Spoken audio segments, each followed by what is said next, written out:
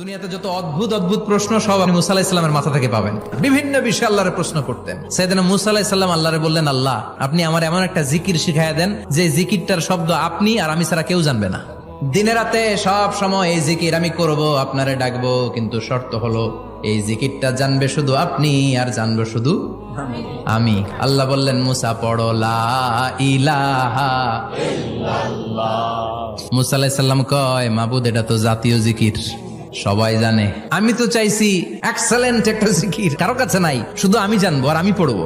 আল্লাহ বললেন, মুসা এই লা ইলাহাকে যদি এক পাল্লায় রেখে দাও, তাম বিশ্ব, 7 আকাশ 7 জমিনটারে তুলে যদি তুমি আরেক পাল্লায় রেখে দাও, লা রাজাহাত কাফাতু লা ইলাহা ইল্লাল্লাহ, মুহূর্তের মধ্যে লা ইলাহার পাল্লা ভারী হয়ে যাবে। ও মুসা, তুমি যতই এক্সক্লুসিভ জিকির চাও, লা ইলাহার চেয়ে দামি জিকির আমার কাছে নাই।